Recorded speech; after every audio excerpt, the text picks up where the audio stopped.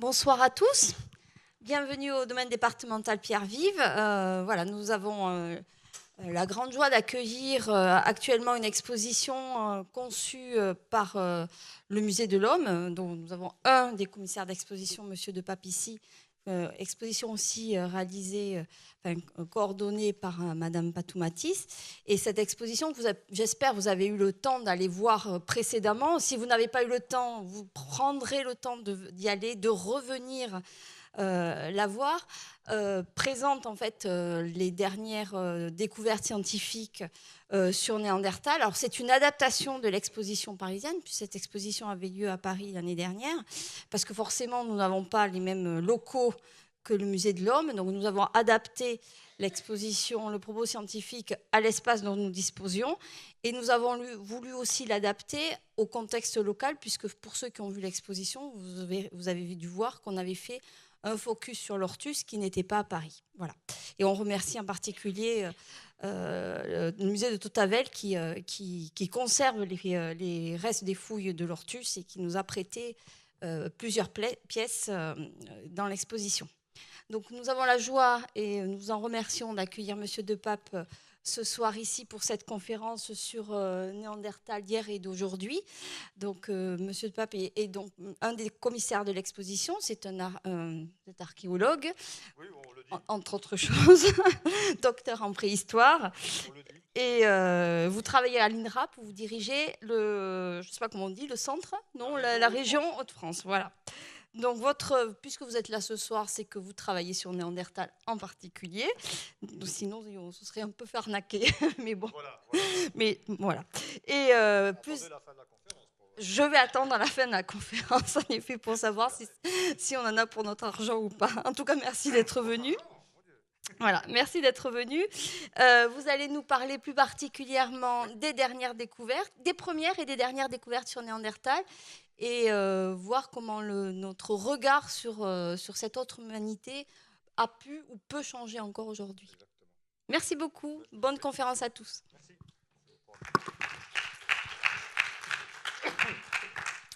Oui, merci Madame la directrice. J'espère que tout le monde entend correctement. Effectivement, mon thème de recherche, c'est l'homme de Néandertal depuis maintenant pas mal d'années. Je suis plus tout jeune. Et je confirme ce qui vient d'être dit, l'exposition qui a été adaptée du Musée de l'Homme vers Pierre-Vive. C'est une très très belle adaptation et je vous invite, pour ceux qui ne l'auraient pas encore fait, à aller la visiter tout à l'heure ou un autre jour, à vous de voir. Alors déjà, je vous remercie tous d'être là pour que nous passions ensemble quelques minutes avec un petit voyage en Néandertalie avec mon vieil ami Néandertal. Et si j'appelle ça Néandertal d'hier et d'aujourd'hui, c'est parce que je vais justement essayer de vous présenter quelques faits sur l'homme de Néandertal, mais pas trop, parce que ces faits, ils sont dans cette exposition. Et donc, ça va vous obliger à y aller. Vous êtes coincés là, complètement coincés. Mais on va également parler de la façon dont nous avons, depuis 1856, qui est la date de la première découverte répertoriée officiellement de Néandertal, il y en a eu d'autres avant, mais qu'on n'avait pas conçues telles quelles, comment nous, les Homo sapiens, nous sommes ici des Homo sapiens, nous avons appréhendé cet autre humain qu'est Néandertal. Et ça, c'est quelque chose qui est extrêmement important, parce que je pense, en tout cas, je vais essayer de vous le démontrer pendant les 5 heures que nous allons passer ensemble. Prévenez vos familles. Étudier Néandertal, c'est regarder l'autre et nous regarder nous par rapport à l'autre. Alors, on va diviser cela en 4 parties successives. La découverte, qui est étonnante, effectivement. Après, on va faire du factuel. Qui était Néandertal ? En tout cas, dans les données scientifiques que nous avons à ce jour, que pouvons-nous dire, nous les scientifiques, de l'homme de Néandertal ? On va parler un peu des préjugés sur Néandertal. Tout à l'heure, il y avait un papier dans le Midi Libre sur une exposition à Pierre-Vive, c'est ici, une exposition à Pierre-Vive qui démontre des préjugés sur Néandertal. Ben voilà, c'est exactement ça. Et on va essayer, dans la petite partie que j'appelle le cousin mal aimé, parce que c'est un cousin, on va essayer de voir comment ces préjugés ont transpercé les 150 ans, un peu plus maintenant, qui nous séparent de sa découverte, comment ils vivent toujours parmi nous, ces préjugés-là, et pourquoi, et essayer de comprendre pourquoi. Alors, la découverte de notre brave Néandertal. Alors, vous avez ici sur cette petite carte le modeste village de Mettmann, qui se trouve près de Düsseldorf, pour les plus germanophiles d'entre vous. Et dans ce village de Mettmann se trouvait à l'époque, voici une petite peinture de 1855, donc un an avant la découverte de l'homme de Néandertal, se trouvait une vallée, une petite vallée, qui s'appelle Néandertal, Tal voulant dire vallée en allemand, comme vous le savez. Voici maintenant, donc ça c'est 1855, et voici la même zone actuellement. Donc la vallée a été un peu détruite par des travaux d'extraction de craie pour alimenter des fours à chaud pour la construction de Düsseldorf et de toutes les villes avoisinantes. Donc maintenant, c'est plat. L'image de droite vous montre un certain Joachim Neumann, qui était un pasteur, comme ça se voit, hein, il est un pasteur protestant. Et Neumann, qui est mort jeune, hein, en 1680, Neumann était poète, en plus d'être pasteur. Et Neumann se promenait pour trouver l'inspiration dans cette petite vallée, qui ne s'appelait pas la vallée de Néandertal à l'époque. Il se promenait pour trouver l'inspiration pour ses poésies élégiaques, que j'en ai lu quelques-unes. Certains de ces psaumes sont encore chantés dans quelques églises méthodistes actuellement. Et la famille de Neumann était une famille d'intellectuels et d'artistes et de poètes. Et les Neumann, qui voulaient faire de la poésie d'inspiration grecque, et vous allez voir tout de suite où je veux en venir, avaient décidé de changer leur nom pour un nom grec. Et Neumann, en grec, ça devient Néander, l'homme nouveau. Neumann, Néander, l'homme nouveau. Et comme Neumann se promenait toujours dans cette petite vallée, les habitants du coin ont fini par l'appeler du nom de Néander, de Neumann, qui s'y promenait sans arrêt et qu'il croisait tous les jours là-dedans. Et c'est donc dans cette vallée de Néander, l'homme nouveau, hein, petite ironie de l'histoire, très intéressante d'ailleurs, l'histoire est toujours ironique hein, quand on veut bien la regarder d'un autre œil, que se trouvait cette petite grotte que vous avez là, qui s'appelle la grotte Feldhofer, qui a été détruite également maintenant, et qui servait de lieu de pique-nique dans les années 1800-1850 pour les habitants du coin. Et c'est dans cette petite grotte qu'en 1856, des ouvriers carriers, vidant la grotte, la détruisant au fur et à mesure pour récupérer les blocs calcaires pour alimenter les fours à chaud dont je vous parlais tout à l'heure, ces ouvriers carriers qui avaient pris l'habitude de récupérer des ossements, et essentiellement des ossements d'ours dans cette grotte, et de les donner à des érudits locaux ou à des collectionneurs du coin, eh bien, ils trouvent ça. Alors évidemment, on n'est pas du tout sur de l'ours des cavernes, hein, ce n'est pas l'Ursus peleus. Et donc, ces ouvriers carriers, donc là, vous avez l'intégralité des découvertes de l'homme de Néandertal, l'éponyme, hein, fémur, tibia, et surtout ce crâne là, qui est assez frappant avec les boulets suborbitaires. Et ces ouvriers carriers, donc, découvrent ces choses en vidant les grottes, et ils décident, comme à leur habitude, de les amener à ce personnage, M. Fuhlrott, qui était instituteur dans le coin, et qui était surtout un érudit local, parce qu'une bonne partie de l'archéologie, et particulièrement de la préhistoire, s'est construite au XIXe siècle grâce aux travaux d'érudits locaux, qui étaient curieusement soit curés, soit instituteurs. C'est en général comme ça que ça se passait. Et ce Fuhlrott, M. Fuhlrott, qui était un esprit curieux, et qui il a passé son doctorat à 46 ans, et il a terminé professeur d'anthropologie à l'université de Bonn. Comme quoi, l'éducation nationale, malgré tout ce qu'on nous dit, l'ouvre encore des débouchés. Et M. Fuhlrott s'est rendu compte immédiatement, en examinant la calotte crânienne néandertalienne, que c'était un être humain, mais que c'était un être humain très particulier, à cause de ça. Les bourrelets suborbitaires que vous avez là, et que personne dans cette assemblée n'a. C'est maintenant qu'on constate le front. Donc Fuhlrott se dit, il y a quelque chose qui ne colle pas. Ça ne va pas, ça n'est pas normal. Et ce gars est un esprit curieux, et c'est grâce aux esprits curieux que la science avance. Et il décide d'aller voir ce personnage, Donc il prend le coche et il va voir à Berlin M. Hermann Schaffhausen, qui lui était professeur d'anthropologie à l'université de Berlin. Et lui et Schaffhausen décident d'étudier ces fossiles qui ont été découverts par ces ouvriers carriers. Et se répand très vite dans les milieux scientifiques la théorie de Fuhlrott et Schaffhausen, comme quoi un autre homme a été découvert à Mettmann, et c'est très embêtant. Et la réaction est immédiate. Immédiate. Très vite, deux contre-théories surgissent. La première, c'est celle du Cosaque. Vous allez me dire, mais qu'est-ce que c'est que cette histoire? C'est très simple. Certains scientifiques, je parle de scientifiques, de l'époque, disent, vous vous trompez complètement, il n'est pas possible qu'il y ait d'autres hommes, vu que les théories fixistes font que l'homme a été créé à tel moment et qu'il n'a pas évolué. Donc, ça n'est pas possible.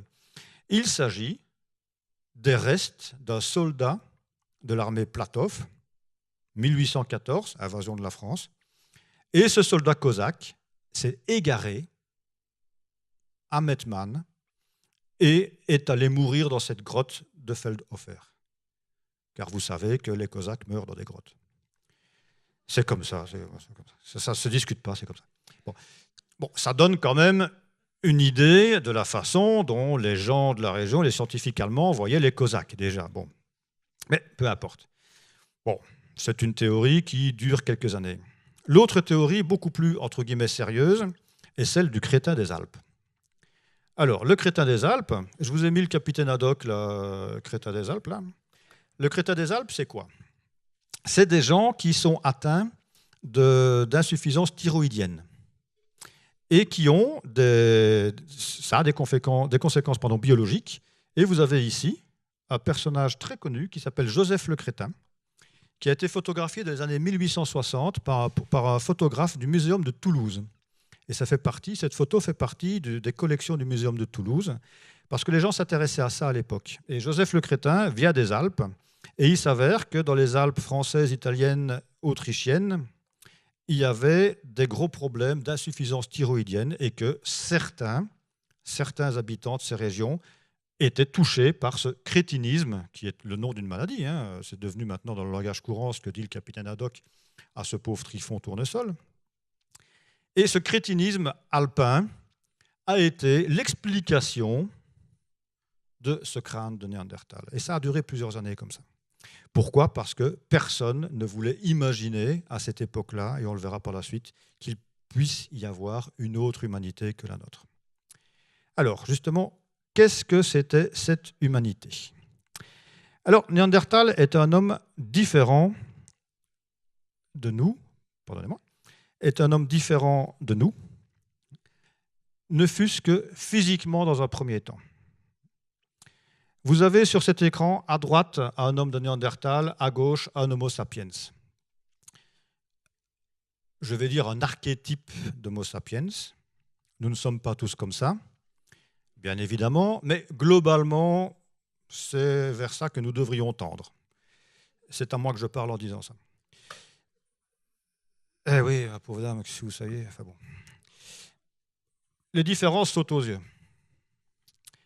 On va prendre, Homo sapiens, vous les connaissez tous, enfin j'espère pour vous. On va prendre notre brave Néandertalien. La première caractéristique physique de Néandertal qui saute aux yeux, c'est son crâne, avec les bourrelets suborbitaires, l'absence de menton et de profil à un crâne allongé. Pour simplifier les choses, en anthropologie, nous disons que Néandertal a un crâne comme un ballon de rugby, alors que nous, les sapiens, nous avons des crânes comme des ballons de football. C'est pour vous donner une image de la façon dont le crâne se comporte. Une cage thoracique extrêmement volumineuse, importante. Des avant-bras plus courts que les nôtres proportionnellement aux bras, et il en est de même pour les jambes par rapport aux cuisses. Ce sont les différences majeures. Celles que nous verrions si, là, en sortant de cette pièce, on croisait un Néandertalien. Il y a d'autres différences. L'oreille interne est légèrement différente. La disposition des cupsides, qui sont en fait la façon dont les dents se distribuent sur la face supérieure, est légèrement différente. Il y a quelques petites différences comme ça, par-ci, par-là. Les phalanges sont plus longues, surtout celles du pouce, etc., etc., etc. Mais ça, ce sont vraiment les différences majeures. Donc je ne vais pas vous faire un cours d'anthropologie, ça serait un peu trop long et surtout très rébarbatif. Maintenant, essayons de voir pourquoi ces différences. Certaines de ces différences sont dues à des dérives génétiques. L'isolement de populations en très faible quantité, par héritage génétique. Nous avons vu apparaître un menton, c'est une caractéristique d'Homo sapiens. Néandertal a gardé l'absence de menton qui était celle d'Homo heidelbergensis et d'Homo erectus encore avant lui. En revanche, les bras et les jambes qui sont plus courtes proportionnellement, ça, ce n'est pas de la génétique, pardon, c'est de l'épigénétique. C'est-à-dire que c'est une adaptation à un milieu. Adaptation à un milieu. Néandertal est un être humain de climat froid, essentiellement froid.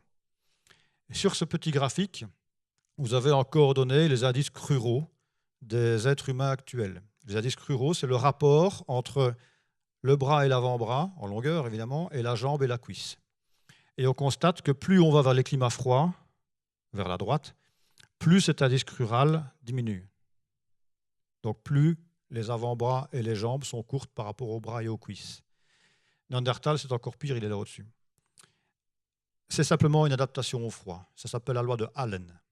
Quand on est en climat froid, il faut réduire sa surface d'exposition vers l'extérieur pour conserver le mieux possible sa température. C'est un problème de régulation. Parce que nous sommes des mammifères et notre combat quotidien, c'est de garder notre température interne. Et donc, il faut réduire cette surface de contact. C'est la différence entre le carré et le cube. En revanche, quand on est en climat chaud, sur la gauche du graphique, on a intérêt à augmenter cette surface de contact pour dissiper cet excès de chaleur qui pourrait nous nuire. Et ça fonctionne toujours maintenant avec les Esquimaux, comme vous le voyez. Ça fonctionne aussi avec beaucoup de mammifères. D'un point de vue métabolisme, Néandertal est un gros consommateur d'énergie. Nous avons estimé, un collègue qui s'appelle Churchill, a estimé le besoin énergétique d'un néandertalien dans la force de l'âge à 5 à 6 000 kilocalories jour. Un sportif actuel, c'est environ 3 000 kilocalories jour. C'est énorme, énorme. Son métabolisme est différent, ses besoins énergétiques sont importants. Ça peut avoir des conséquences également sur ses capacités à vivre dans un environnement. C'est un chasseur-cueilleur, il prélève sur l'environnement ce dont il a besoin. Il ne fabrique pas sa nourriture. Ça, c'est nous qui fabriquons notre nourriture depuis le néolithique. Néandertal ne fabrique pas sa nourriture. Le temps des Néandertaliens. Les Néandertaliens apparaissent autour de 350 000 ans. On pense que c'est un mardi, mais comme personne ne peut prouver le contraire, on va rester là-dessus. Ça fait environ 16 000 générations. 16 000 générations. De nous à Jules César, il y en a 80. Lui, c'est 16 000 générations. Sa durée d'existence, 16 000 générations. En tant qu'espèce, évidemment. Hein, il ne vivait pas 300 000 ans. 16 000 générations. C'est énorme. Et ces néandertaliens, donc voici les courbes isotopiques. À droite, c'est chaud, à gauche, c'est froid. Les stades isotopiques, les années. Ces néandertaliens ont majoritairement connu des climats glaciaires. Environ 80% du temps de la diaspora, si j'ose dire, néandertalienne, c'était du climat glaciaire. 20% du climat interglaciaire. Le climat interglaciaire, c'est ce qu'on vit maintenant. C'est le climat tempéré, chaud qu'on a pour le moment. Interglaciaire. L'espace des Néandertaliens, il est gigantesque. Cette carte figure de l'exposition. Voilà, globalement, l'espace néandertalien du Portugal à l'Altaï. Il a dépassé De Gaulle, hein, qui s'arrêtait de l'Atlantique à l'Oural. Néandertal est allé plus loin que De Gaulle. Il va jusqu'en Altaï, qui est globalement au milieu de la Sibérie. Plus à droite, il y a un cousin de Néandertal, qui est également un de nos cousins, qui s'appelle Denisova. Je ne vous en parlerai absolument pas, car mon collègue Jean-Jacques Hublin vient bientôt ici pour vous en parler, et je vous invite à venir l'écouter. C'est toujours fabuleusement intéressant ce que Jean-Jacques peut dire sur ce sujet. Donc c'est une surface d'environ 10 millions de kilomètres carrés, qui est son aire de répartition naturelle, mais pas forcément au même endroit tout le temps. Dans certaines régions, il disparaît, dans d'autres, il réapparaît, etc. Des densités de population très faibles. Dans les années 70 000, il y a entre guillemets beaucoup de néandertaliens. On estime que pour la France, ils étaient entre 30 et 50 000 pour la France actuelle. Donc très très faible. Et voilà dans le type d'environnement glaciaire, enfin périglaciaire plus précisément, dans lequel Néandertal devait vivre, avec ce type d'animaux, le célèbre mammouth, hein, qui est très emblématique, les chevaux qui font partie du menu néandertalien de base, hein, ils aimaient bien le cheval, surtout le renne, mais aussi le cheval, Amégacéros, des bisons, des oiseaux divers et variés, le lion des cavernes qui n'a pas de crinière, qui est plus gros que le lion actuel. Voilà les hivers dans lesquels, un peu plombés, dans lesquels Néandertal vivait.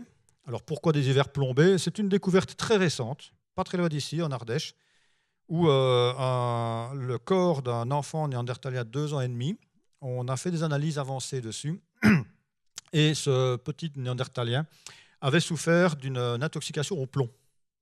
Au plomb. Parce qu'il y a du plomb naturel dans les collines d'Ardèche, et l'endroit où il prélevait le rôt pour la boire était chargé de plomb. Il n'est pas mort de ça, il est mort d'autre chose, mais il était déjà intoxiqué au plomb, comme quoi, vous voyez. Et de plus, ce petit néandertalien, on a montré par l'analyse de ses dents, en faisant des coupes fines dans ses dents, qu'il avait souffert de stress alimentaire important. Il avait dû vivre 2 hivers difficiles, et le 3e lui aura été fatal. Alors, d'où vient Néandertal? Un arbre phylogénétique qui vaut ce qu'il vaut, qui montre que nous sommes issus d'Homo ergaster, qui est un descendant d'Homo habilis, etc. Ça, c'est un autre contexte, en Afrique. Et cet Homo ergaster, à un certain moment, autour d'1,8 million, c'est les traces les plus anciennes actuelles, quitte l'Afrique, pour des raisons qui lui sont propres et sur lesquelles je ne vais pas revenir, et se diversifie en Homo georgicus, en Géorgie, Homo erectus, en Asie, Homo heidelbergensis, de la ville d'Heidelberg, en Allemagne, plutôt sur l'Eurasie, plutôt la partie africaine et l'Eurasie occidentale. Et autour de 600 000, 800 000, ce n'est pas très, très précis encore, apparaissent 2 cousins qui sont Denisova, dont je ne parlerai pas pour la raison que je viens de vous dire, et Néandertal. Et notre Néandertal, il vit jusqu'à environ 30 000 ans sur le secteur européen, Europe au sens large du terme, et il finit par être remplacé, comme tous les autres, par nous, les sapiens, qui sommes aussi des descendants a priori d'Heidelbergensis. Mais là où c'est extrêmement intéressant, c'est que notre copain Néandertal a fricoté avec nos copines Homo sapiens. Et à un certain moment, on s'est rendu compte qu'il y avait un mélange génétique qui s'était opéré parce que dans ces populations-là, on avait de l'ADN néandertalien. Ça date de 2010, ça reste encore assez récent. Jusque-là, on pensait qu'il n'y avait pas eu de mélange Néandertal-Homo sapiens. Alors que ces populations-ci ne présentent pas ces traces génétiques néandertaliennes. Et ces populations-ci sont africaines. Donc ce mélange s'est fait après la sortie d'Afrique par Homo sapiens. Ils ont dû se rencontrer. On pense qu'ils se sont rencontrés il y a au moins 80 000 ans dans le Proche-Orient actuel, et plus précisément dans la zone qui est actuellement Israël, Syrie, Palestine, etc., etc., etc., où là, on a, dans un certain nombre de grottes, des Néandertaliens et des Homo sapiens, qui partageaient exactement le même outillage, la même culture, etc., etc., etc. Donc, 2 sous-espèces différentes qui, en Palestine et Israël actuel, partagent exactement le même outillage, la même culture, et il n'y en a pas de trace de violence. Ça laisse rêveur.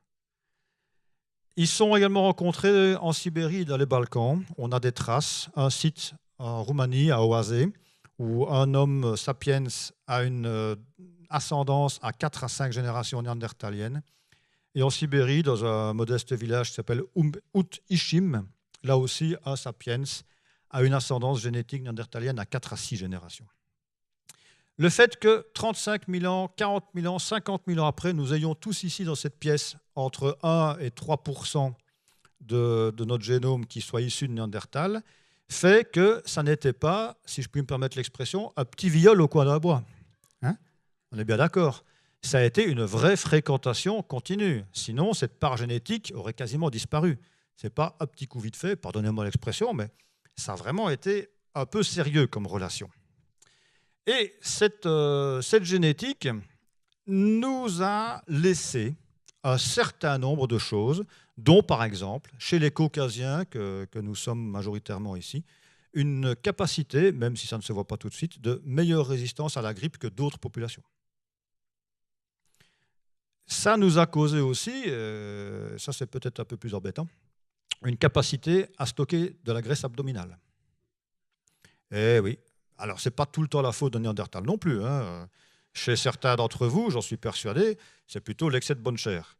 Mais néanmoins, cette capacité à stocker la graisse abdominale est extrêmement intéressante en climat froid. parce que c'est dans le torse et l'abdomen que se trouvent les organes les plus sensibles. Et donc, il faut mieux les protéger, et donc il faut stocker de la graisse à cet endroit-là. Il y a d'autres choses qui sont en cours de discussion, c'est de la paléogénétique, c'est très complexe, ce n'est pas encore totalement attesté, prouvé, peut-être des tendances autistiques ou schizophrènes, il y a des choses pareilles qui sont en train d'être discutées. Alors, passons maintenant à la troisième partie, Néandertal, un homme comme les autres, point d'interrogation. Et en fait, c'est quoi? C'est une petite revue de quelques préjugés, j'en ai pris 3, hein. Quelques préjugés qui sont très fréquents quand on parle de Néandertal. Le premier, c'est il faisait des outils en silex, évidemment, il y en a un certain nombre présentés dans cette exposition, mais ils sont moins bien que les nôtres. Nous, les sapiens, on a fait mieux, évidemment. Le deuxième, c'est, ben non, ce gars, c'est un charognard, il récupérait des cadavres d'animaux pour les manger, il ne pouvait pas chasser, il ne chassait pas. Et le troisième, qui est le dernier, là, c'est qu'il s'occupait uniquement de survivre péniblement dans une nature hostile, et c'est nous, les Homo sapiens, qui avons inventé autre chose que la survie immédiate. On va commencer par la technologie. Il y a un outil en préhistoire qui s'appelle une lame. Moi, je les appelle Francis parce que ça me fait marrer, Francis la lame. Et ces outils, ces lames, ont très longtemps été considérés comme étant le nec plus ultra de la technologie préhistorique paléolithique. Et dans les années 60, un préhistorien célèbre, André Leroi-Gourhan, paix à son âme, André, si tu m'entends, dans les années 60, André Leroi-Gourhan avait établi une théorie comme quoi, avec 1 kilo de matière première, au fur et à mesure de l'évolution humaine, eh ben, on faisait de plus en plus de mètres de tranchant, enfin plutôt de centimètres de tranchant.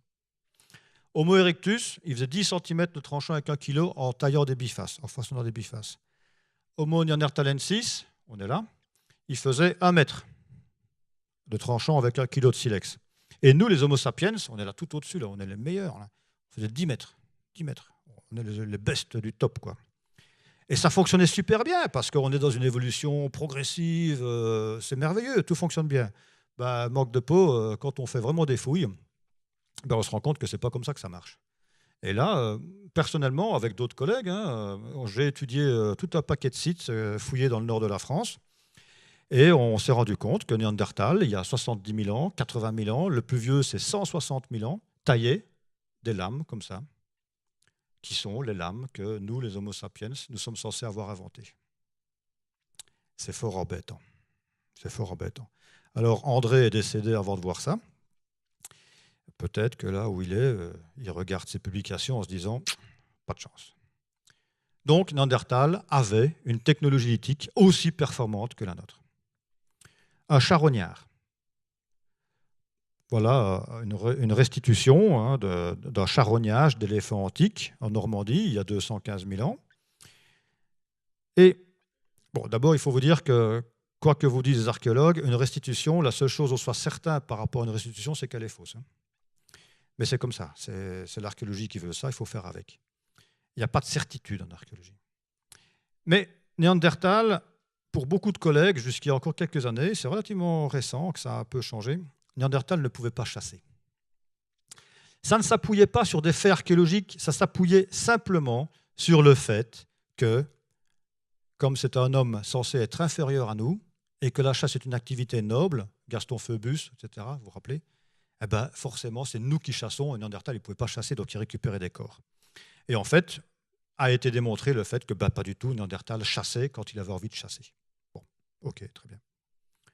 Une affaire de fait, il a des armes, il a des lances, il a des épieux, il a des bolas, donc c'est ces boules qui sont rattachées, 2 boules attachées par des ficelles, qui projetées, ils bloquent les pattes des animaux, etc., etc., etc. Et en plus, on disait, ben non, Néandertal, cet article important, Néandertal, il ne pouvait pas diversifier son alimentation. Il mangeait que des gros mammifères, du renne, du cheval, etc. Il ne mangeait pas de végétaux et il ne mangeait même pas de petits mammifères. Donc c'est quelqu'un, l'isotopie montre qu'il a un régime alimentaire proche de celui du loup et de la hyène. Vous voyez, donc c'est vraiment c'est un carnivore. Ça, c'est vrai. Mais il n'était pas capable d'être omnivore comme nous, pas de végétaux, très peu en tout cas, et il ne pouvait pas diversifier son alimentation. Il chassait que des gros mammifères. C'est ce qu'on appelle le coup du lapin.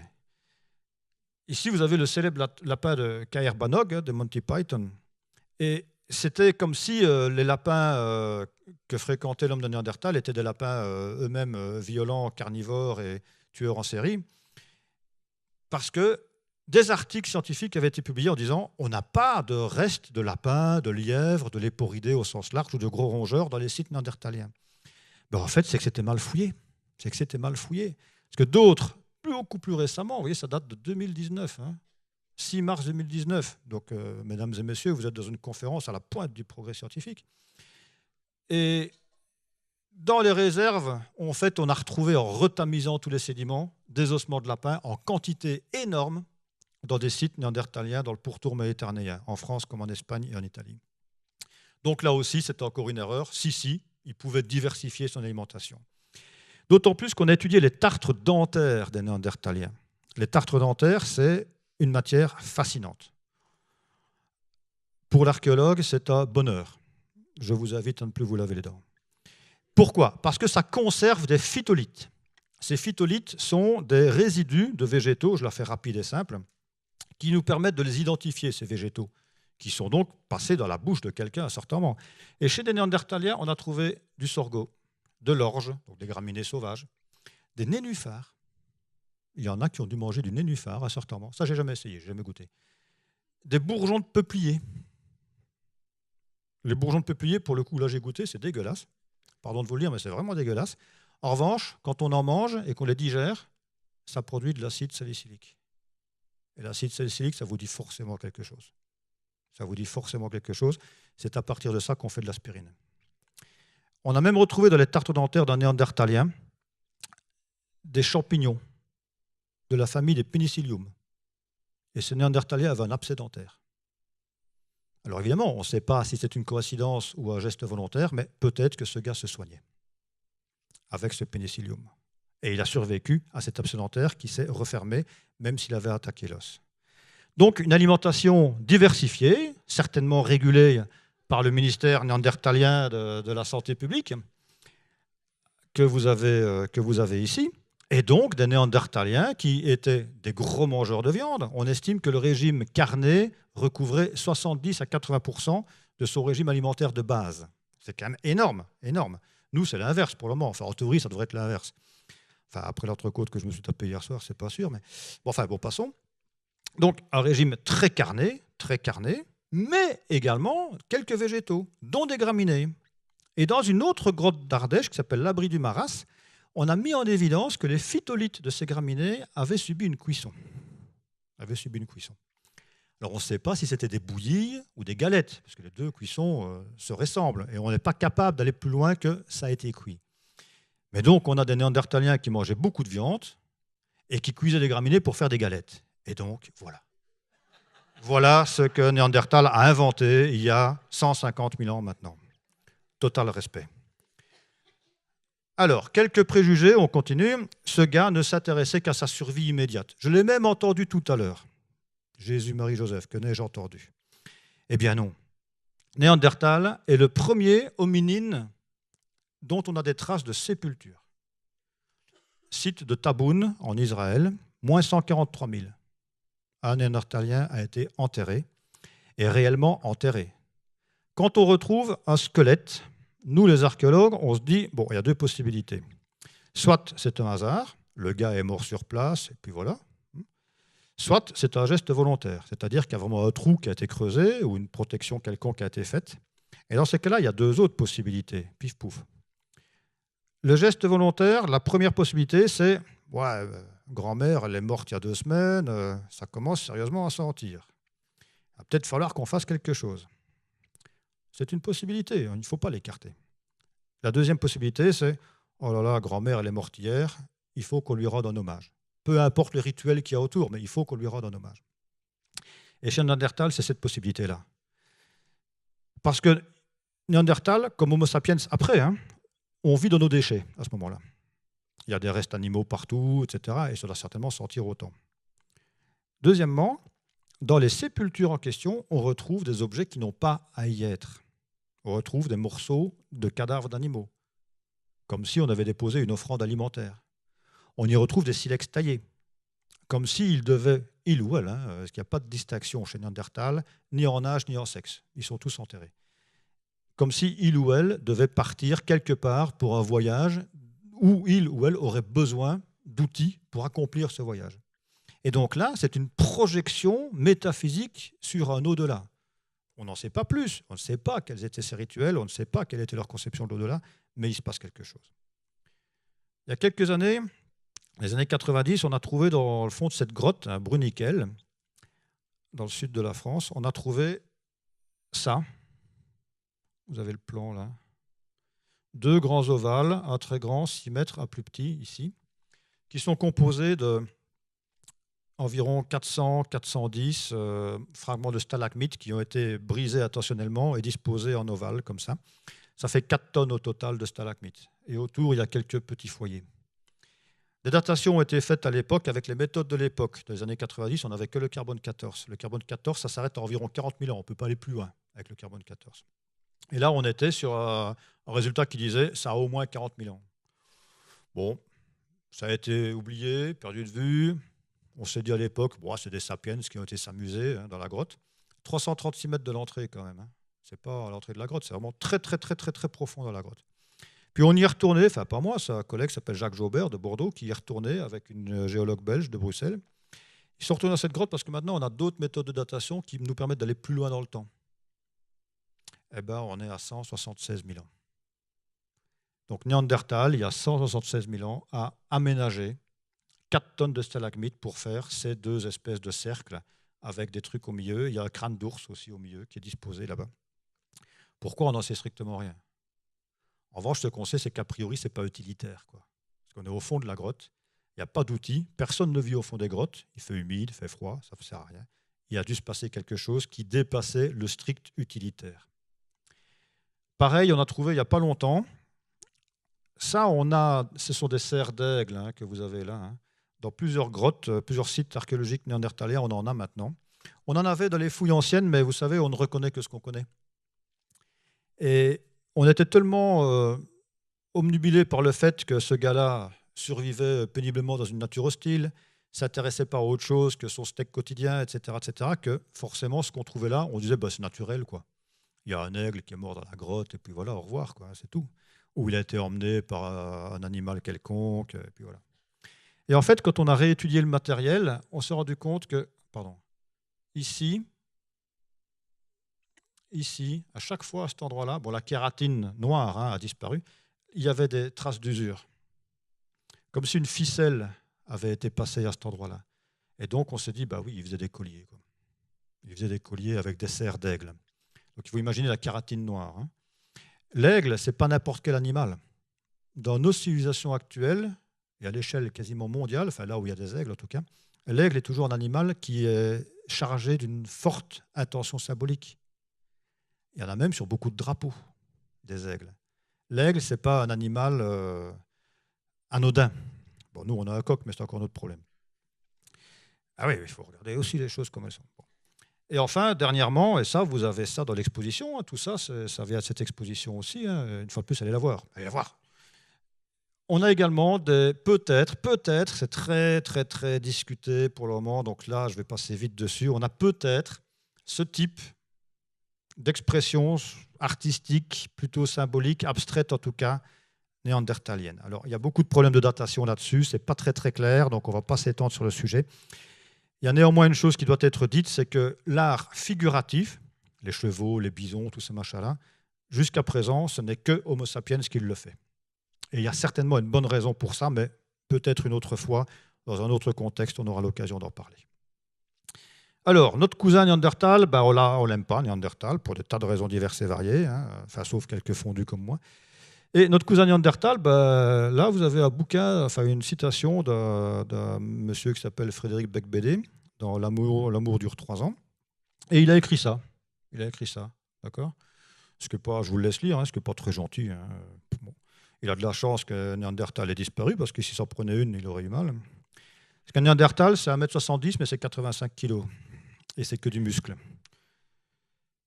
Alors, pourquoi est-ce que ce cousin est mal aimé? Pourquoi toujours maintenant il est toujours mal aimé? C'est parce que Néandertal, il est né, entre guillemets, scientifiquement en 1856, même si on en avait trouvé avant, mais qu'on ne l'avait pas reconnu comme tel. Il est né en 1856, et dans ces années-là, il se passe des tas de choses. dont une chose extrêmement importante, il n'y a pas que ça, hein. En fait, il y a deux choses qui sont dans des débats à l'époque extrêmement violents. C'est l'emprise de la religion et les théories d'infériorité des races. L'emprise de la religion, Darwin commence à écorner sérieusement le dogme avec la publication de ce bouquin, L'origine des espèces. Donc Darwin, c'est ce monsieur, évidemment. Et là, c'est le type de réaction qui est sorti immédiatement après la sortie de ce bouquin, parce qu'il était inconcevable, et le premier opposant de Darwin, c'est l'évêque anglican Wilberforce. Il était inconcevable qu'un homme et un singe puissent être plus ou moins cousins.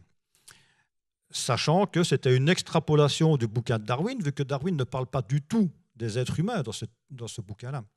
Il faut attendre 1871 pour qu'il parle des êtres humains, mais c'est quand même une extrapolation de sa pensée, de la pensée darwinienne. Et donc notre brave Darwin, c'est le dogme religieux, donc il est impossible qu'il y ait un cousinage entre l'homme et le singe, parce que c'est Dieu qui a créé l'homme en telle année, hein, l'évêque Usher avait calculé tout ça, et donc il y a des débats violents. À l'époque, hein, le débat de 1860 est un véritable débat extrêmement violent qui dure une journée entière à l'université d'Oxford. Et ils ont même failli en venir aux mains, comme l'illustre cette petite ce petit dessin amusant. Et le débat religieux, le dogme religieux est très pesant, très prenant à cette époque, évidemment, et c'est très, très, très compliqué.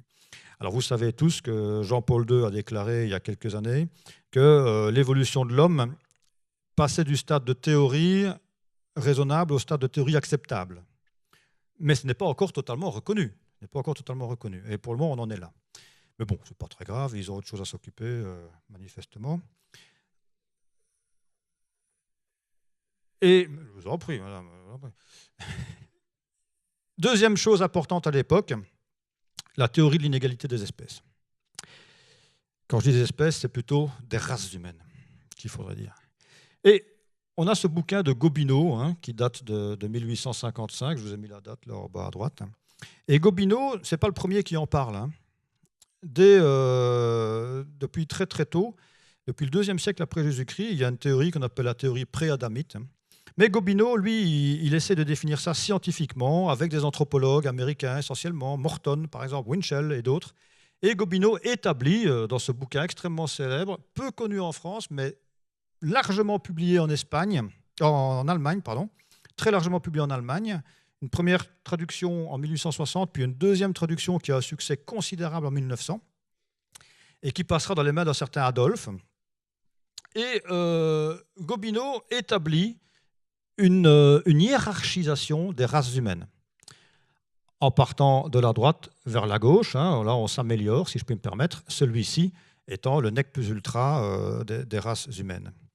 Et les travaux de Gobineau, il n'est pas isolé, hein, il y a un vrai courant scientifique là-dessus, sont poursuivis, parfois même anticipés par d'autres anthropologues très sérieux, professeurs d'université, tout le bazar, qui ici, bon là vous avez un certain Winchell, qui est un très grand anthropologue américain, un élève de Morton, autre très grand anthropologue américain, et voici l'idéal, oui c'est un profil grec effectivement, c'est l'idéal humain. Et vous avez ici à droite de l'image, toujours chez Winchell, ce qu'on appelle les pré-adamites, enfin ce que les scientifiques de l'époque appelaient les pré-adamites. Il y a quelques contradictions dans la Bible sur lesquelles ils ont sauté, et ils disent, voilà, il y a deux humanités. Il y a celle qui est issue d'Adam, qui a été créée par Dieu, vous le savez tous, hein, on met son doigt sur un téléphone, et puis paf, il y a Adam qui arrive. Et puis, il y a une autre avant Adam, donc les pré-adamites, ceux avant Adam, mais qui sont moins bien faits, quoi. Ils sont imparfaits. C'est Adam qui est parfait. Eux, ils sont imparfaits, et c'est tous ceux-là. Donc tous ceux-là, vous savez, hein, il y a des Mongols, il y a des Esquimaux, il y a des Nègres, évidemment, des Hottentots, des Papous, et tout en bas de l'échelle, là, il y a les pauvres aborigènes australiens. Alors ceux-là, c'est la fin de tout. Et d'ailleurs, certains archéologues, avant la guerre 14, allaient, et j'en connais un en particulier, allaient au British Museum pour regarder le mobilier archéologique ramené par certains colons anglais d'Australie, des silex ou autres pierres taillées par des aborigènes australiens, et les comparer aux silex taillés par les hommes de Néandertal. Et ils disaient c'est les mêmes. Donc, les aborigènes, c'est des Néandertaliens, et puis vous avez vu comment ils sont, quoi. Ils comparaient également, pour certains d'entre eux, certaines populations humaines, à gauche vous avez une Hottentote, à des grands singes. Vous voyez jusqu'où ça a pu aller. Et tout ça, c'était publié dans des revues scientifiques sérieuses et très appuyées scientifiquement.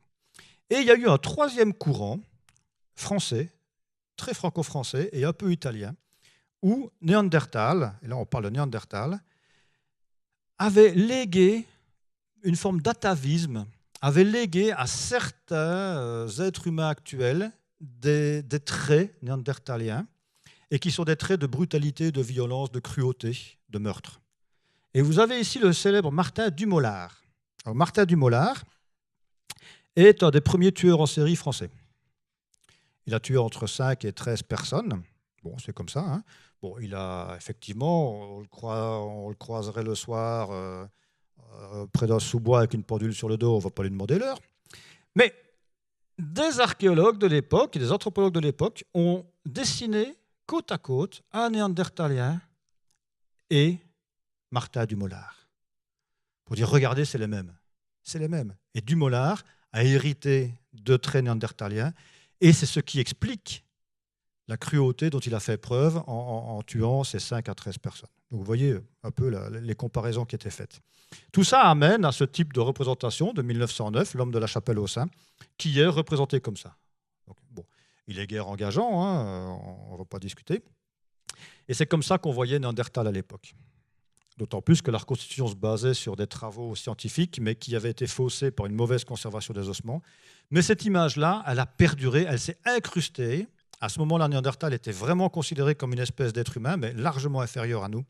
Et elle s'est incrustée dans l'imaginaire collectif.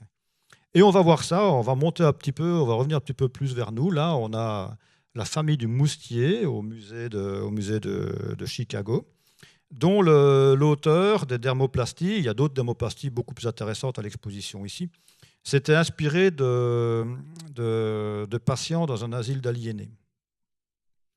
Des films assez nombreux. À gauche, vous avez un film dans la veine des King Kong qui faisait fureur des années 30. Un film qui s'appelle Le Gorille. Ce n'est pas le King Kong d'origine, mais bon, c'est une affiche que je trouve intéressante. Donc là, on n'est pas sur des Néandertaliens, on est sur des grands singes. C'est King Kong, en gros, c'est le gorille, quoi. Ça date de 1930. Et à droite, vous avez Neanderthal Men, 1953. C'est exactement la même chose, quoi. C'est la même façon de représenter les choses. Ce qui est intéressant, c'est leur trait simiesque, etc. Logique pour le gorille, vous me direz. Ce qui est intéressant aussi, c'est évidemment leur caractère lubrique. Parce que forcément, ils sont lubriques. Là, il y a un petit Néandertal là, devant son feu de bois avec sa massue. La massue également est une caractéristique des Néandertaliens. Et quand on dessine des Homo sapiens, nous, on ne leur met pas de massue. Quand on dessine des Néandertals, on leur met des massues. Parce que la massue, c'est l'arme de la violence, c'est l'arme du sauvage, l'arme de la brute. Alors que nous, on est beaucoup plus évolués. Bon. Et aujourd'hui, qu'est-ce qui se passe ? Là, vous avez une reconstitution d'un néandertalien qui est le plus abouti à ce jour, peut-être même un petit peu trop, parce que c'est un effet de balancier parfois. Et là, on a le Néandertal de Burgos, au musée de Burgos. Si un jour vous passez à Burgos, il faut absolument voir ce musée qui est fabuleux. On peut diviser globalement notre façon de voir Néandertal en deux zones géographiques, le monde anglo-saxon et le monde, disons, européen, latin. On va le dire comme ça. Dans le monde anglo-saxon, Néandertal, vous avez là des citations de dictionnaires, un dictionnaire très très sérieux. Hein, c'est le Collins, c'est le dictionnaire d'Oxford. Bon, ce n'est pas des petits dictionnaires de coin de rue, hein, c'est du vrai, quoi. Et Néandertal en anglais, et surtout en anglais américain, a deux significations. La première, c'est l'espèce néandertalienne, d'un point de vue paléontologique. Là, ce n'est pas discutable. La deuxième signification de Néandertal en anglais, c'est une insulte. C'est un type qui est réactionnaire, ultra-conservateur, rustre, con, ni kulturni, comme disent mes copains russes, hein, non civilisé. Bon. Et c'est une insulte, Néandertal. C'est une insulte. Au point que, là, vous avez... Je ne suis pas responsable de la photographie, je n'ai fait que la mettre sur l'écran.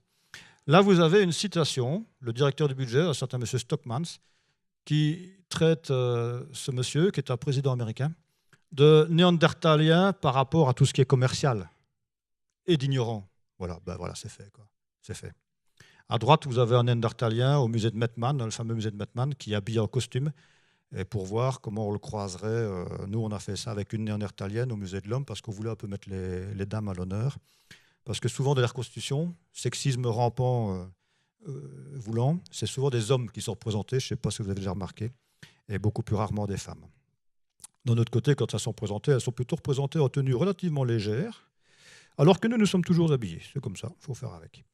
Quelques images anglo-saxonnes, toujours. Bon, cette dame qui lit son journal, hein, on voit que des scientifiques pourraient cloner des néandertaliens éteints, et elle dit éteint, ça fait 30 ans que je suis marié avec lui. Windows NT, certains d'entre vous peut-être ont connu ce système informatique totalement catastrophique, qui ne marchait pas du tout, et ça s'appelle Neanderthal Technology, évidemment, vu que ça ne marchait pas. L'évolution, hein, là vous êtes un néandertalien, et grâce à Evolution, après rasage, vous ressemblez à ce mafieux Chicago, là. Hein. Et puis là, une pub pour une agence, pour une boîte d'assurance. Dans le monde anglo-saxon, on a ce genre de roman, Néandertal, par Darnton. Il est publié en français également. C'est une des pires œuvres littéraires que j'ai jamais lues de ma vie, mais s'il y en a parmi vous que ça intéresse, ça vaut le coup. C'est des Néandertaliens qui sont bruts, veulent, cannibales, enfin la totale, quoi. C'est dans la veine de la guerre du feu, hein, de Ronnie Lenné, 1907, que vous avez là. Hein, voilà. Alors que ça, c'est les sapiens. Hein. Les Néandertaliens, c'est ceux qui courent après et qui veulent les manger, hein, qui ne parlent pas, qui grommellent vaguement. Dans le monde francophone, vous avez ce bouquin qui est pas mal pour le coup, qui parle lui aussi des Néandertaliens, mais avec un autre regard, beaucoup moins catastrophiste. Toujours dans le monde francophone, ce film que vous connaissez certainement, hein, AO, et la BD d'Emmanuel Roudier, un Néandertal, qui a fait aussi La guerre du feu en BD, qui est pas mal du tout.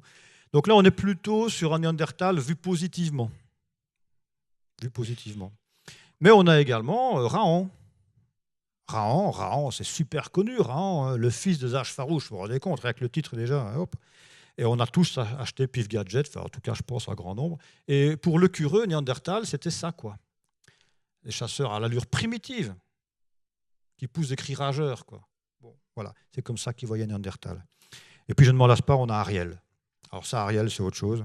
Ariel Dombasle, qui a commis ce chef-d'œuvre de la chanson française, que Brel, Ferré et Brassens devaient être jaloux, qui s'appelle « Fais-moi l'amour à la Néandertal ». Alors, ça vaut son pesant de cacahuètes. C'est extrêmement intéressant, mais ça signifie quand même quelque chose au-delà de l'amusement, hein, parce que franchement, c'est hallucinant. Il suffit de voir le bonhomme, là, c'est incroyable.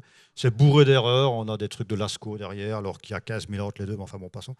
Mais enfin, ce qu'il faut retenir, c'est « Fais-moi l'amour à la Néandertal », quoi. C'est primitif, brut, sauvage, etc., etc., etc. Bon. Il y en a d'autres, hein. Il n'y a pas qu'Ariel Dombasle, mais en plus, la musique, je ne m'en lasse pas du tout. Voilà. Il y a, très récemment, j'ai trouvé ça aussi dans la presse, là, c'est le musée des arts décoratifs. Voilà, je vous laisse lire, parce que c'est écrit grand AC, je vous laisse lire. Bon, c'est assez ambigu, hein, c'est assez ambigu. Je vous en prie, madame.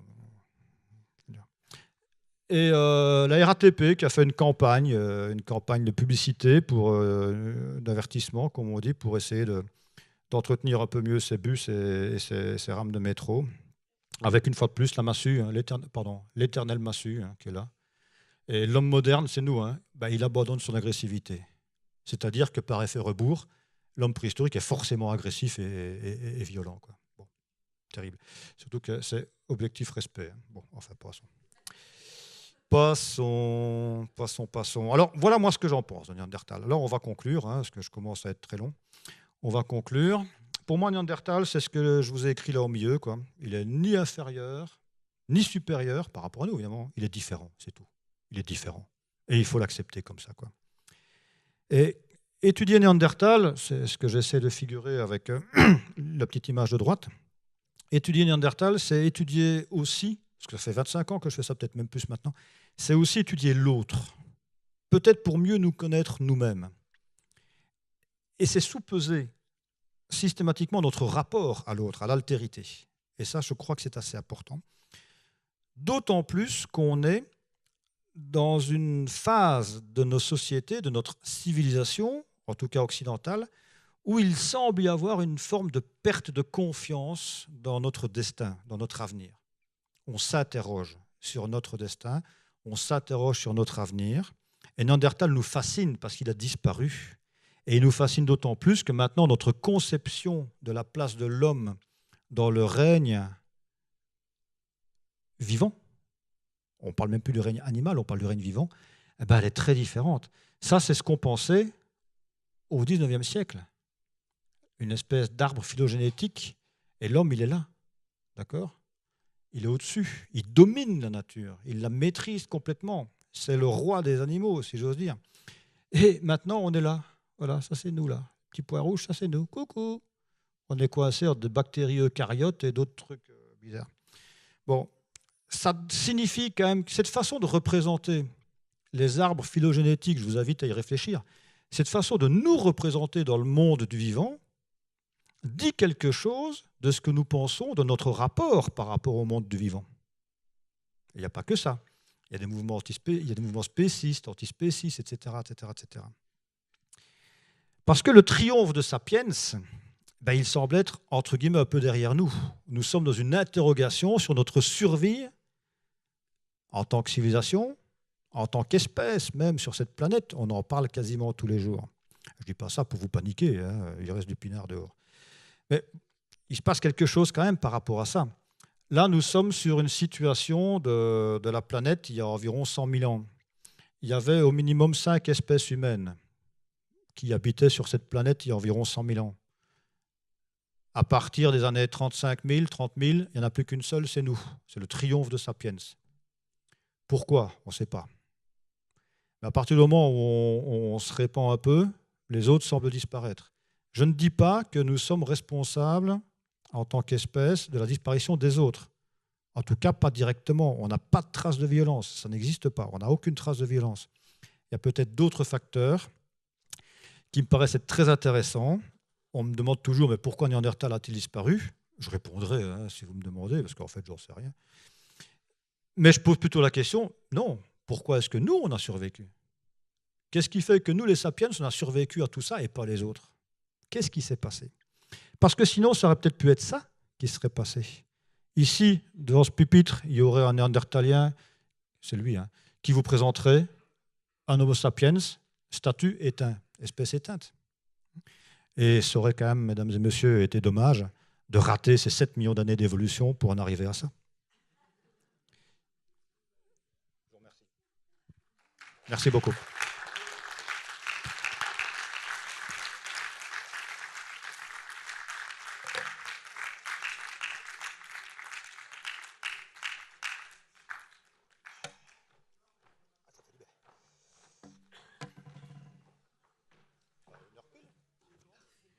Merci infiniment.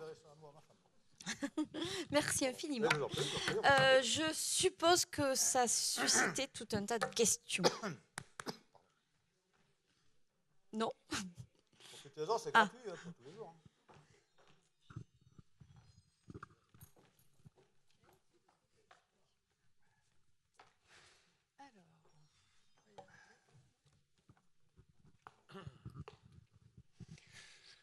Bonsoir, merci pour cette très intéressante conférence. C'est moi. Vous avez dit une chose tout à l'heure, en début d'exposé, qu'en archéologie, la seule certitude qu'on avait, c'était qu'on était sûr de rien. Je vous le confirme. Donc, si vous me le confirmez, comment fait-on, par exemple, pour savoir quelle était la ration calorique de l'homme de Néandertal? Vous avez dit que bon, il n'était pas forcément charognard, mais dans l'exposition ici, il y a plusieurs panneaux qui font état d'un homme de Néandertal qui serait charognard. Ouais. Comment fait-on pour déterminer qu'il était charognard et qu'il n'avait pas chassé l'animal qu'il a mangé? Est-ce que c'est parce qu'il n'y a pas d'outils? Enfin, donc, est-ce qu'il y a des preuves objectives, positives, ou est-ce que, en fait, tout ça, c'est basé sur des raisonnements qui sont plutôt, en l'absence de preuves, on pense qu'il est vraisemblable que telle ou telle chose ait pu se produire, alors qu'en fait, c'était peut-être complètement différent, quoi. Alors, pour essayer de vous répondre dans l'ordre, premièrement, ce que je dis très précisément, si ma mémoire est bonne, c'est la restitution archéologique. La seule chose dont on soit sûr, je parle de la restitution, c'est-à-dire les reconstitutions que je vous ai montrées, entre autres. La seule chose dont on soit sûr, c'est qu'elles sont fausses. Parce que forcément, on n'y était pas. Deuxièmement, la démarche archéologique, elle est inductive, c'est-à-dire inducto-déductive, pardon. C'est-à-dire que vous faites une fouille archéologique, vous trouvez des choses sur le terrain. On va la faire simple, des silex taillés, des ossements, etc., etc., etc., plus ou moins agencés entre eux et tout le bazar. Vous trouvez un foyer. Vous trouvez à côté des ossements de rennes brûlés. Ça, c'est les faits archéologiques. L'interprétation, c'est les ossements de rennes, ils ont été cuits sur ce foyer, sans doute pour les consommer. Mais ça, c'est une interprétation déjà, qui semble assez solide, parce que nous partons du principe, d'un bon vieux principe de l'université médiévale, qui est le principe du rasoir d'Occam. Devant des faits, l'explication la plus plausible est l'explication la plus simple, qui est sans doute la plus plausible. Mais c'est toujours avec un indice de confiance, si j'ose dire, avec un degré de confiance. Ça, c'est la première chose. Néandertal, chasseur, charognard. En fait, il faut inverser les termes du débat. Néandertal a été considéré comme charognard parce que forcément, c'est un être inférieur, donc il ne pouvait pas chasser. La chasse est l'activité noble réservée aux Homo sapiens. Et d'ailleurs, même au sein des Homo sapiens, la chasse est l'activité réservée à l'homme en général. Parce qu'il y a un tabou universel sur la chasse pratiquée par les femmes. Les femmes peuvent chasser dans les sociétés de chasseurs-cueilleurs. C'est quasiment universel. Mais elles ne peuvent pas chasser avec des armes qui versent le sang. Vous avez très vite compris pourquoi. C'est un tabou universel. Donc elles peuvent chasser au filet et des choses pareilles, mais pas plus. On n'attrape pas un bison avec un filet. Hein. Bon, ça, faut pas rêver. Surtout que le bison est un peu rebelle, comme je le disais tout à l'heure, et il n'a pas forcément envie de se laisser faire. Donc ce que nous avons prouvé, pas moi tout seul, plusieurs, on s'est mis sur le sujet, et on a commencé à trouver des traces sur les ossements d'impact. Des traces d'impact sur les ossements. Des traces de silex sur les os, et pas des silex servant à couper de la viande, à désarticuler un membre, etc. Des traces d'impact direct. On a trouvé, en Allemagne, un épieu planté dans un éléphant. Ça, c'est 120 000. Enfin, 120 000 ans. Quand je dis 120 000, il faut toujours mettre un nez derrière, parce que à force, je ne le fais plus moi. On a trouvé également, toujours en Allemagne, dans le nord de l'Allemagne, ça date de 300 000 ans, à Schöningen, une série de lances, qui sont équilibrées au tiers, comme les javelots actuels. Parce que l'avantage de l'équilibrer au tiers avant, c'est qu'en redescendant, il pique. Sinon, il est à plat comme ça, il ricoche sur le dos du renne qui part goguenard en se moquant de vous. Oui, c'est comme ça. Donc, chasser, oui, il chassait. Maintenant, il faut peut-être à la limite se dire comment faire pour prouver le charognage. En fait, on ne peut pas prouver le charognage. C'est ça la difficulté, et vous avez entièrement raison.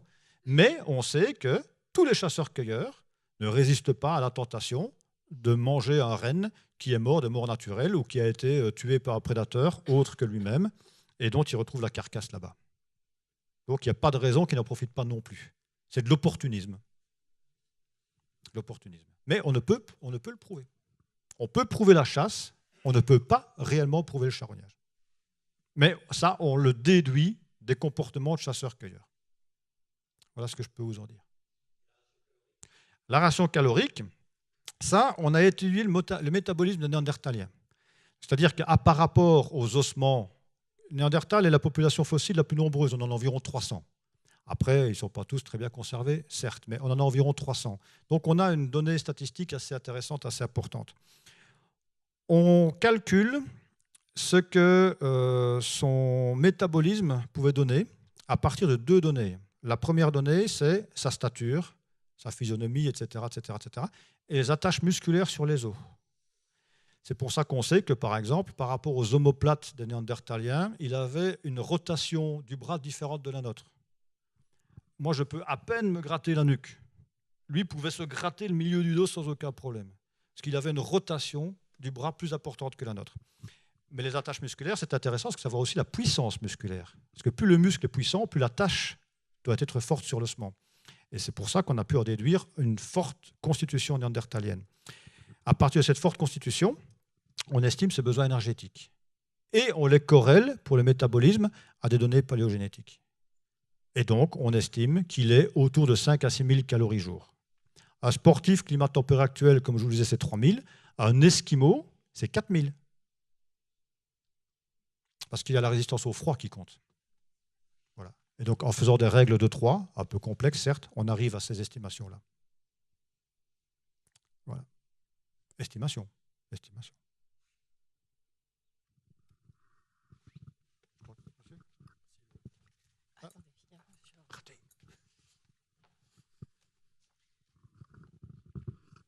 Bonsoir. J'avais une question par rapport au croisement avec Néandertal. Parce que j'avais cru lire qu'en fait, on n'avait pas de Néandertal dans notre chromosome Y. Si. Ok, bon voilà. Non, il y a, en fait, le problème, je ne vais pas parler de ça parce qu'on ne peut pas parler de tout. Hein. Ce qui signifie, c'est qu'en fait, on est vraiment au niveau de la sous-espèce. D'accord ?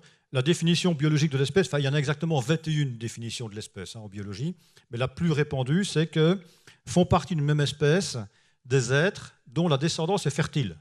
C'est ça l'astuce, quoi. C'est pour ça que le cheval et l'âne, ce n'est pas la même espèce, parce que le mulet ou le bardeau, hein, peu importe dans quel sens on va, ils sont stériles. Néandertal et nous fûmes fertiles vu qu'on a un peu d'ADN en nous. Donc bon, hein. J'ai un jour une étudiante qui m'a dit, mais monsieur le pape, une femme stérile, est-ce que les enfants d'une femme stérile seront stériles? Je dis oui, on va discuter. On verra ça à votre examen de fin d'année. Bon, enfin, ça arrive, hein, on va dire une distraction. Bon, la difficulté quand même qu'on a, c'est qu'on pense, une fois de plus, c'est pas encore défini. Hein. La paléogénétique, ça commence seulement. La paléogénétique, ça n'a que 9 ans sur l'espèce humaine, sur les espèces humaines fossiles. Donc, il faut nous laisser encore un peu de temps. On pense qu'il y avait malgré tout, on était malgré tout à la limite de la compatibilité. Parce que par rapport à ces fameux chromosomes Y, hein, qui sont les chromosomes masculins, hein, dans l'état actuel des choses, on peut considérer qu'a priori, vous voyez les précautions oratoires que je mets, hein, qu'a priori, une union entre un néandertalien et une sapiens était stérile. Parce que les femmes sapiens rejettent le chromosome Y, enfin, auraient rejeté le chromosome Y néandertalien. On ne vous remercie pas.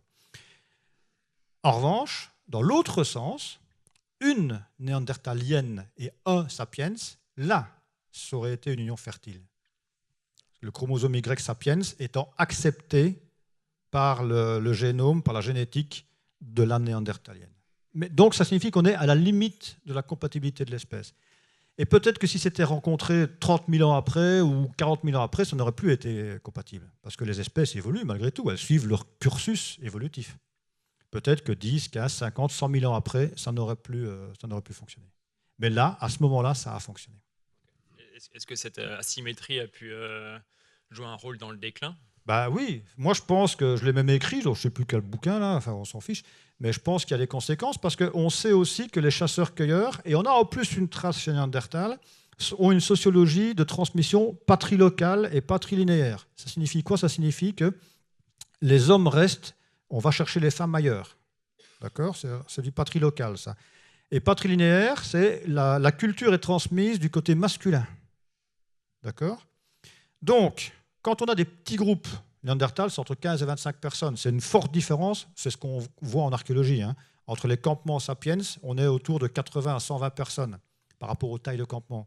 Néandertal, c'est 15-25 personnes. 3 hommes, 3 femmes, 2-3 gosses par femme, pas plus. Parce qu'au-delà, on ne peut plus les nourrir. Vu qu'on ne produit pas sa nourriture, on va la chercher sur l'environnement. Hein. Déjà, les groupes peuvent disparaître vite. 2 femmes, une meurt en couche, une se tue en chassant quoi que ce soit. Et il reste une seule. Terminé. Le groupe, ce n'est pas suffisant pour faire survivre le groupe. Deuxièmement, la culture se transmettant du côté masculin. Si l'homme néandertal n'a pas de descendance avec la femme sapiens qu'il est allé chercher ou qu'il a échangé, ben le groupe il s'éteint, ne fût-ce que culturellement, vu qu'il n'y a pas de descendance. Et donc, ça peut peut-être, c'est une hypothèse, hein, expliquer un déclin des habitus néandertaliens au niveau culturel. Peut-être, hein, attention, hein, peut-être.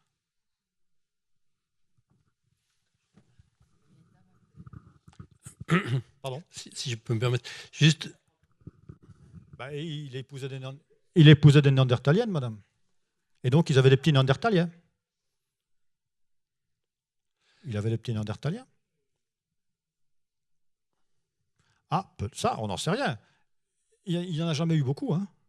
On estime que les populations néandertaliennes, pour un territoire comme la France, selon certains collègues, l'échelle basse c'est 10 000, l'échelle haute c'est 50 000. C'est un territoire comme la France, quoi. Vous voyez, c'est même pas un stade de foot. Hein. Donc, forcément, à certains moments, c'est une espèce qui survit, enfin qui survit au sens biologique du terme, mais pas au sens quotidien. Ils vivent très bien, mais qui survit comme ça, avec un effectif extrêmement faible. Et donc, quelques accidents, et puis ça peut, au niveau démographique. Non, pourquoi? Le problème, c'est pas qu'on ait plus, le problème, c'est de faire des gosses. Il faut faire des gosses, sinon, ça ne sert à rien. Hein. Je sais. Pardon. Comment se fait-il que l'ADN puisse se conserver dans des ossements aussi anciens? Alors, les plus anciennes conservations d'ADN qu'on a, ça tourne autour de 450 000. L'ADN, ça se conserve très bien dans des climats froids secs. Ça ne se conserve pas du tout, enfin très très très très mal dans les climats chauds humides. C'est pour ça que sur les espèces africaines, on n'arrive pas à faire de l'ADN. Ça ne marche pas du tout, ça se conserve très très mal. En Asie du Sud-Est, sud de la Chine, Cambodge, etc., on a des ossements humains. Certains sont très intrigants. On n'arrive pas à faire de l'ADN dessus, il a disparu. Les climats froids secs, là, ça conserve très bien. C'est uniquement un problème de conservation. Pour le moment, les plus anciens, je vous dis, c'est 400-450 000. On espère encore remonter dans l'échelle du temps. Le petit problème, c'est qu'il faut des découvertes pour ça. Parce que les découvertes anciennes, on a tellement joué avec que c'est notre ADN qui est dessus, quoi. Parce qu'on a beaucoup tourné, on a beaucoup joué avec ces ossements-là. Et donc, en fait, on est en train d'étudier notre propre ADN en regardant ces vieux ossements. Enfin, quand je dis ces vieux ossements, c'est ces ossements découverts anciennement. Mais au fur et à mesure des nouvelles découvertes, on trouvera de nouvelles capacités à faire de l'ADN. Deuxièmement, il y a l'avancement de la technologie. Il y a une vingtaine d'années, pour faire une analyse ADN, il fallait 1 mois pour un séquenceur.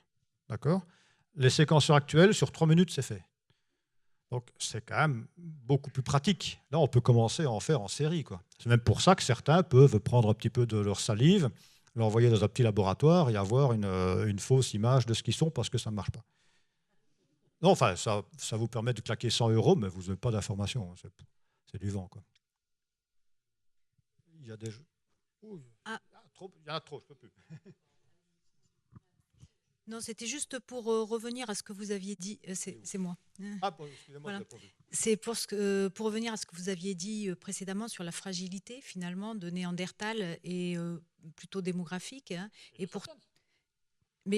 parce que vous dites que Néandertal a disparu parce qu'il était relativement fragile et pourtant on le voit durer très très longtemps, subir des climats extrêmement différents, s'étendre sur une très grande superficie finalement, donc il n'était pas si fragile que ça. Voilà, Est-ce que vous aimez les langoustes? Oui. Répondez-moi, est-ce que vous aimez les langoustes? Oui, absolument. Très bien, mayonnaise, hein, un petit vin blanc, parfait. Dans nos rivières actuelles, dans nos plages actuelles, il y a de la langouste. Dans nos rivières, il y a de l'écrevisse. D'accord ? On a été habitué à l'écrevisse européenne. Très adaptée à ce biotope, dans nos petites rivières, nos petits ruisseaux, etc. etc. Elle est en voie de disparition accélérée. Et les écrevisses qui sont là maintenant, c'est de l'écrevisse californienne, qui est en train de la remplacer. C'est la même chose. C'est exactement la même chose. Quand vous êtes dans un milieu naturel où, une fois de plus, vous ne produisez pas votre nourriture, vous dépendez totalement de l'environnement. D'accord ? Vous faites le nombre d'enfants juste suffisant, vous régulez vos naissances pour ne pas avoir à prélever trop sur l'environnement parce que vous ne pourrez pas les nourrir de toute façon. Donc les femmes pratiquent l'avortement ou l'infanticide pour réguler les naissances. Parce que si vous décidez, je le disais tout à l'heure à je ne sais plus qui, vous décidez de faire 12 gosses parce que ça vous prend l'envie comme ça, mais vous êtes chasseur-cueilleur. Le troupeau de rennes dont vous dépendez, il ne va pas, pour vous faire plaisir, faire beaucoup de petits rennes. Lui, il va continuer à son rythme, quoi. Donc, vous allez mourir de faim. Donc, ce n'est pas bien. Autre possibilité, vous vous étendez. Ça arrive chez les chasseurs-cueilleurs. Vous sélectionnez les individus en surnombre, avant que tout le monde meure de faim, et vous les chassez du clan. Vous leur dites, va voir ailleurs si j'y suis. C'est peut-être ce qui s'est passé avec Néandertal et Sapiens, c'est ce qui pourrait expliquer une partie, surtout chez Sapiens, de la dispersion. Ça, c'est très rapide, la dispersion. Sur quelques dizaines de milliers d'années, on est partout. On est partout. Deuxième chose, vous me parlez, oui, il a vécu pendant 300 000 ans. C'est vrai, vous avez entièrement raison. Mais il a vécu sur ce rythme-là, en prélevant sur l'environnement juste ce dont il avait besoin par rapport à des petits groupes. et une faible population. Et à un certain moment, arrivent les crevisses californiennes, nous. Mais l'environnement, il n'a pas changé. Le nombre de rennes, c'est toujours le même. Le problème, c'est qu'on est deux à vouloir bouffer le même renne. Et c'est peut-être là que ça a changé. Vous voyez la façon. C'est une forme de compétition économique, si vous voulez. Avant, le renne permettait de nourrir les Néandertaliens, puis nous, on arrive, puis on se met à deux sur le gâteau, quoi.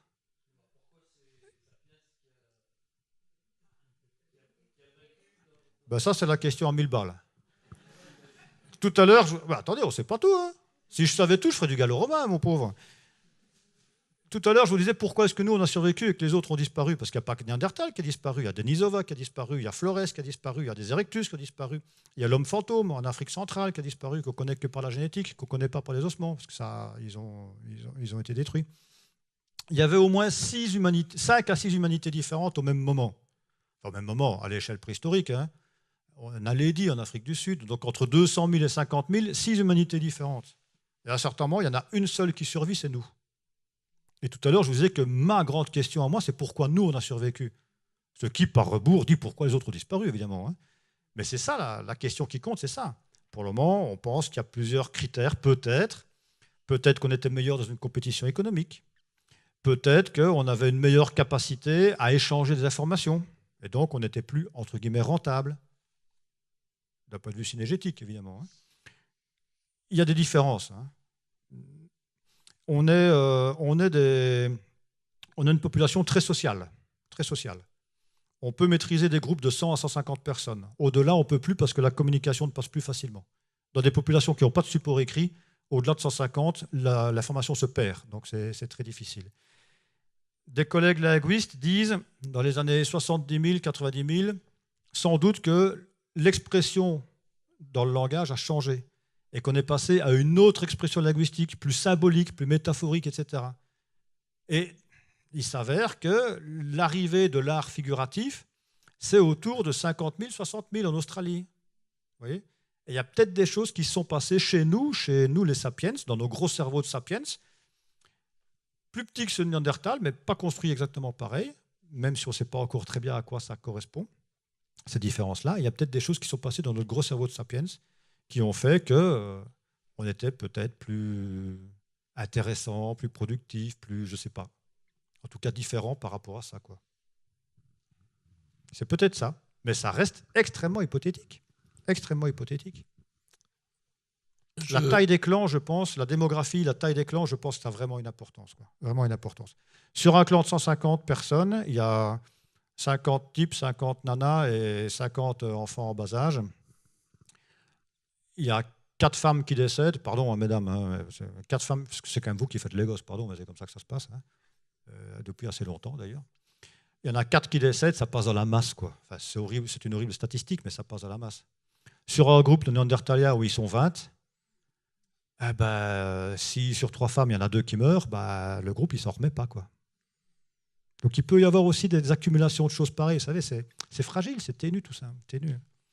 Puis après, il y a un autre truc, moi je ne sais pas, je pense que oui, mais est-ce que les Néandertaliennes étaient ménopausées ou pas? J'en sais rien. Je pense que oui, et ça c'est un coup fabuleux, la ménopause. Hein. Le coup de la grand-mère, c'est un coup fabuleux. Même maintenant en Europe occidentale, hein, les familles qui sont proches des grands-mères, les enfants réussissent mieux dans un cadre scolaire que les autres. C'est de la statistique. Après, on va sortir évidemment que oui, mais machin, mamie, elle est à Toulouse et nous, on habite à Lille et le gamin, il s'en sort très bien. Statistiquement, ça marche comme ça. Pourquoi? Parce que les grands-mères aident à l'éducation et soulagent les mères d'un certain nombre de tâches. Et ça ne peut être faisable que si elles n'ont pas elles-mêmes d'enfants. Et les seules espèces qui connaissent la ménopause, en général, quand je dis ça, j'ai des regards noirs qui surgissent, c'est la femme humaine, l'orque polar et la baleine. Bon, c'est pas ma faute, hein, c'est comme ça. Pourquoi? Parce que c'est des espèces très sociales, avec un partage de l'éducation et à longue longévité. Les femelles chimpanzés ne connaissent pas la ménopause, par exemple. Elles ne sont pas ménopausables. Il Il y a peut-être tas de choses comme ça qu'il faut essayer de croiser pour essayer de comprendre comment ça marche. Juste une question sur la zone de l'homme de Néandertal, qui apparemment, vous le dites, il n'y en a pas en Afrique. Non. Et c'est parce qu'on n'a pas encore trouvé de restes dans l'archéologie, ou c'est du point de vue génétique aussi que ça se vérifie? Les deux, mon capitaine. Non seulement on n'a aucune trace de Néandertaliens au sens fossile du terme en Afrique, absolument aucune. Le plus au sud qu'il a été, c'est dans l'Israël actuel, en Israël actuel. C'est le plus au sud qu'il a été. Il y en a en Irak aussi. Il y en a jusqu'en Altaï, du côté de la Sibérie, etc. En Afrique, il n'y en a pas du tout. Et deuxièmement, d'un point de vue génétique, la génétique montre que l'hybridation, le croisement, peu importe comment on l'appelle, s'est produit après la sortie de Sapiens en Afrique. Il n'y a pas de population africaine qui ait une part de gènes néandertaliens dans leur génome. Il n'y en a pas du tout. Il y a juste des micro-traces par endroit, mais qui sont en fait de retour de colonisation. Certains ont pu fricoter à l'époque et redisperser un tout petit peu d'héritage néandertalien dans les années au 19e et 20e siècle, juste en connaissant bibliquement quelques africaines, quoi. Mais c'est ultra minime. Si j'ai bien vu l'exposition, il me semble, toute la surface du monde, le Néandertal est allé, sauf en Afrique. Il est allé jusqu'en Altaï. On n'a pas de traces de Néandertaliens du côté de la Chine, par exemple. Vous voyez, l'Altaï, c'est la chaîne montagneuse qui se trouve vers le Kazakhstan, c'est quoi là? C'est le plus à l'est qu'on est. On n'en a pas plus loin. Plus loin, c'est un autre, c'est un cousin qui s'appelle l'homme de Denisova, qui se trouve, lui, dans ces coins-là. Donc, on va dire que c'est l'Eurasie jusqu'à l'Altaï. C'est déjà pas mal. Bonsoir. Bonsoir. C'est pas une question sur Néandertal, mais plutôt sur un des schémas que vous avez montré. Ouais. L'espèce de cariotype, là, où on passe de l'arbre, où l'homme est tout en haut, au cercle. Tout le monde part du même, et je voulais savoir ce que c'était ce point central. Ah oui, ça, ce sont des archées, c'est-à-dire des très anciennes populations, vers 3,7 milliards, 3,3 milliards. Donc les plus anciennes traces de vie biologique qu'on a retrouvées sur Terre. En fait, c'est ce qu'on appelle le premier ancêtre commun, dont on a tous une petite part de génétique. Nous, on partage ici 50% de notre génome avec la mouche drosophile, par exemple. Non, mais c'est comme ça, c'est de la génétique. Mais avec le chimpanzé, on est à 97,9%, je crois. Et avec Néandertal, à 99,8%, quelque chose comme ça. Mais forcément, plus on remonte et plus on s'écarte les uns des autres. Oui, c'est la famille des archées. C'est des organismes primitifs extrêmement vieux. Extrêmement vieux. Là, on est remonté à 3,3 milliards, 3,7 milliards. C'est pas très précis, mais enfin, à ces échelles de temps-là, bon. On va peut-être arrêter des... Il y a un monsieur là. Une dernière, alors. Ah, vous êtes le dernier. Enfin, pas le dernier, Néandertal. Après, on vous invite à venir échanger autour d'un verre. Comme ça, vous pourrez poser, si vous avez d'autres questions. Donc, c'est vraiment la dernière. Vous avez été sauvé par le conférencier. Oui, merci. Je voulais savoir si on avait une idée de savoir comment va évoluer Néandertal, des premières traces aux plus récentes. Alors, les plus anciens néandertaliens, qu'on appelle des pré-néandertaliens, parce qu'il faut toujours qu'on essaye de trouver des termes, ont des traits un peu moins marqués, typiques néandertaliens, je veux dire, que les derniers néandertaliens. Donc, l'éponyme, c'est-à-dire ce qui a donné son nom à l'espèce, c'est l'homme de Néandertal, bon, là, tout le monde l'a compris. Et cet homme de Néandertal, l'allemand qu'on a vu tout à l'heure, il est relativement récent chez les néandertaliens. C'est dans les derniers néandertaliens, il est autour de 35 000 à 40 000 ans. C'est vraiment des derniers, à quelques milliers d'années près, après c'était fini. Et ces traits sont très développés, ces traits distinctifs sont très développés. La cambrure du fémur, par exemple, qui est beaucoup plus cambrée que le nôtre. Ce qui donnait un argument aux théoriciens du Cosaque, vous vous rappelez l'histoire du Cosaque, ils disaient, bah oui, c'est un Cosaque, parce que regardez, en plus, ses jambes, il était à cheval tout le temps. Bon. Non, mais je vous assure que c'est vrai. C'est comme l'autre, il a fait l'exode sur un tonneau, pour les gens qui vous rappelez, les gens qui étaient comme ça. Vous dire au point où on en était, quoi. Les plus anciens, les traits sont un peu moins marqués. Donc il semble qu'au fur et à mesure des 300, 350 000 ans, en gros, de l'évolution interne à l'espèce néandertalienne, il accentue ces caractères spécifiques-là. Pourquoi? Parce qu'ils sont très peu nombreux, on va dire qu'ils se reproduisent entre eux, avec une diversité très faible. Et donc, certains caractères se marquent de plus en plus. Ça, c'est de la dérive génétique très classique, très connue. Nous, quand on arrive, on est des gens très grands. Les Cro-Magnons, hein, on appelait ça dans le temps les hommes de Cro-Magnon, c'est les premiers sapiens qui arrivent en Europe. On vient quasiment directement d'Afrique, en passant par l'Iran actuel, les plus anciennes traces, c'est par là-bas, puis on arrive en Europe de l'Ouest, assez tardivement par rapport aux autres régions du monde. Les hommes de Cro-Magnon, c'est des mecs très grands. La moyenne de taille, c'est 1m82, 1m85. Des types très grands, assez costauds d'ailleurs au demeurant, avec des grosses têtes. Nous sommes en train de réduire notre volume cérébral, contrairement à ce qu'on pourrait croire. Entre nous et Cro-Magnon, on a perdu 7 à 10% de volume cérébral. Bon, c'est comme ça. Ça ne nous empêche pas de fonctionner, hein, c'est un fait biologique, pour des raisons qui sont sans doute liées à l'alimentation. Pourquoi ils sont très grands, ces mecs? Ils sont très grands parce que, c'est des mangeurs de viande. Et chez nous, quand on mange beaucoup de protéines animales, on a tendance à grandir. C'est comme ça. Demandez aux Hollandais, après la guerre, ce qu'ils ont fait. Ils ont pris presque 20 cm sur 3 générations, les gens des Pays-Bas. Vu qu'après la guerre 40, le gouvernement hollandais a décidé de surnourrir en protéines animales les habitants, tellement ils avaient crevé de faim pendant la guerre. Et maintenant, les Hollandais, moi, je suis le plus petit là-dedans. Mon cousin, il fait 1m92. Salaud. Bon, enfin. Ouais, lui. Enfin, bon, passons. Et la protéine animale nous fait grandir. C'est comme ça. Surtout que c'est une viande pas grasse. C'est du gibier, c'est de la viande sèche. C'est très différent de la viande qu'on mange nous maintenant. Quand vous faites des régimes alimentaires type paléolithique, moi j'ai essayé pour voir, fabuleux, sur 2 mois vous perdez 15 kilos. Quoi. Après c'est dur de récupérer, c'est dur de revenir dans l'autre sens, mais bon c'est comme ça. Ça c'est un point qui est assez acquis, entre guillemets. Il y a une évolution interne à Néandertal qui fait que ces caractères, c'est ce qu'on appelle les caractères plésiomorphes, hein, c'est-à-dire les caractères typiques d'une espèce, s'accentuent au fur et à mesure. Et c'est surtout au niveau du crâne que ça se remarque. Avec ces gros bourrelets suborbitaires, le chignon occipital, hein, donc le développement en ballon de rugby, l'absence de menton, et c'est de plus en plus marqué au fur et à mesure de l'avancement de l'espèce néandertalienne dans le temps. Sans doute par repli génétique. Petite population, coincée en Europe, pas d'échange. Voilà. Et nous, quand on arrive, on est des grands blacks. On est des grands blacks. On vient d'Afrique. On est grand parce qu'on est comme des Maasai, hein, il faut disperser sa chaleur. On mange beaucoup de viande, comme les Maasai, hein, ils boivent du sang, c'est des protéines animales. Hein. Et on est black parce que par rapport au rayonnement solaire, c'est beaucoup plus intéressant. Voilà, comme ça que ça marche. Voilà. Merci infiniment. Ben, c'est moi qui vous remercie.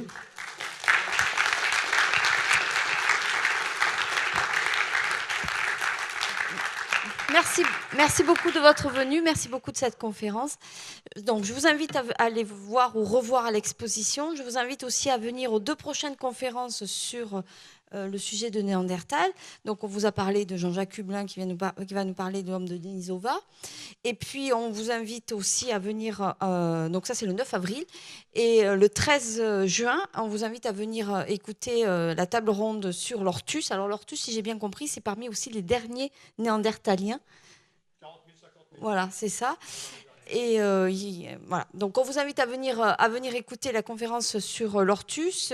En principe, Monsieur de Lumley, qui est le découvreur, enfin c'est surtout sa femme en fait, voilà, qui sont les découvreurs du site de l'ortus, ou du moins du campement néandertalien, pardon, et ainsi que l'équipe de Totavel qui a travaillé sur les restes, puisque on retravaille régulièrement sur toutes ces fouilles archéologiques qui viendront vous représenter donc, les dernières découvertes sur l'ortus. Donc là, pour le coup, l'ortus, c'est chez nous. Donc merci à vous. On vous invite à partager un verre et si vous souhaitez à continuer la discussion, merci à vous.